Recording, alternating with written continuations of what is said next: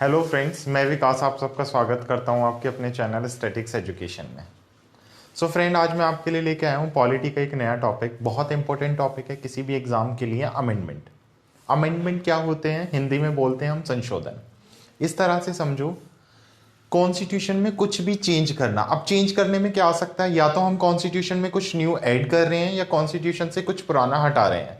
तो कॉन्स्टिट्यूशन यानी हमारे संविधान से कुछ हटाना या उसमें कुछ नया जोड़ना, उसको बोलते हैं हम अमेंडमेंट। क्लियर है? अमेंडमेंट या संशोधन बोलेंगे उसे। देखो क्या था, 26 नवंबर 1949 को हमारा कॉन्स्टिट्यूशन फ्रेम हुआ था या कॉन्स्टिट्यूशन बना था, एंड 26 जनवरी 1950 को कॉन्स्टिट्यूशन एनफोर्स हुआ था। तो उस टाइम में और आज के टाइम में काफी डिफरेंस है, तो टाइम के अकॉर्डिंग चेंजेस भी बहुत जरूरी हैं। तो कॉन्स्टिट्यूशन में जो चेंज किए गए, लाइक कुछ चीजें हटाई गई, कुछ चीजें ऐड की गई, तो उसी को अमेंडमेंट बोला जाता है। क्लियर? ओके। अब मैं अमेंडमेंट की बात करूं तो यहां पे मैंने लिखा है 104th अमेंडमेंट। एक अमेंडमेंट हुआ था कॉन्स्टिट्यूशन में, एक चेंज हुआ था। सबसे पहले तो अमेंडमेंट कौन कर सकता है, ये क्या है अमेंडमेंट के लिए पावर, या फिर कौन सा आर्टिकल है? आर्टिकल 368 कॉन्स्टिट्यूशन का एक आर्टिकल है, आर्टिकल 368, जो पार्लियामेंट, पार्लियामेंट से क्या मतलब है? Lok Sabha and Rajya Sabha and president, तीनों को मिला के हम पार्लियामेंट बोलते हैं।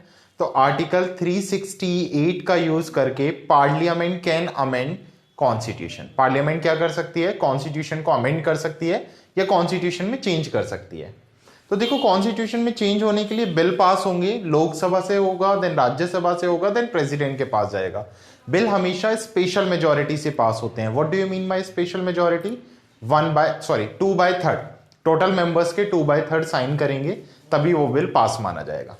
तो आर्टिकल 368 का यूज करके पार्लियामेंट अमेंड कर सकती है कॉन्स्टिट्यूशन को। पार्लियामेंट बिल पास होगा पहले लोकसभा राज्यसभा में, देन प्रेसिडेंट साइन करेंगे, उसके बाद अमेंडमेंट कर दिया जाएगा। तो एक अमेंडमेंट हुआ था 104th अमेंडमेंट। कब हुआ था ये? 2020 में अमेंडमेंट किया गया था, संशोधन किया गया था। ओके, बिल कौन सा था ये? 104th amendment bill. Okay, amendment और अमेंडमेंट बिल में क्या डिफरेंस है? फ्रेंड्स, अमेंडमेंट जब हो जाता है उसे बोलते हैं अमेंडमेंट। उसके होने से पहले जो बिल लाया जाता है उसको बोला जाता है अमेंडमेंट बिल। तो अभी तक पार्लियामेंट में 124 बार अमेंडमेंट बिल आ चुका है, और अमेंडमेंट कितने हुए हैं? 104th अमेंडमेंट हुए। तो 104th अमेंडमेंट में अभी 104th अमेंडमेंट 2020 में क्या था? 2020 में जो अमेंडमेंट हुआ था 104वां, क्या था इसके अंदर? इसके अंदर दो चीजें की गई। सबसे पहले तो first, Lok Sabha and state legislature. देखो क्या है, लोकसभा है पार्लियामेंट में, लोकसभा में 2 सीट्स होती हैं फॉर एंग्लो इंडियन, और 1 सीट होती है स्टेट लेजिस्लेचर, या हम बोल सकते हैं लेजिस्लेटिव असेंबली के अंदर। किस चीज की? एंग्लो इंडियन की। तो देखो, लोकसभा के अंदर 2 सीट्स होती हैं एंग्लो इंडियन के लिए। स्टेट लेजिस्लेचर या लेजिस्लेटिव असेंबली, या जिसे विधानसभा बोलते हैं, उसके अंदर भी 1 सीट होती है एंग्लो इंडियन के लिए। तो सबसे पहले 2020 में क्या किया गया? इन सीट्स को रिमूव कर दिया गया, यानी अब लोकसभा में और स्टेट लेजिस्लेचर लेजिस्लेटिव असेंबली में एंग्लो इंडियन को कोई रिजर्वेशन नहीं मिलेगा। एंग्लो इंडियन की जो सीट्स थी उसको कंप्लीटली खत्म कर दिया गया। पहले क्या होता था? 2 सीट्स लोकसभा में होती थी और 1 सीट लेजिस्लेटिव असेंबली में होती थी। ओके, उसके साथ साथ क्या किया गया है? एक काम ये किया गया। सेकंड क्या किया गया? जो SC and ST, schedule caste and schedule tribes के जो लोग थे, उनके लिए रिजर्वेशन एक्सटेंड किया गया है फॉर 10 ईयर्स।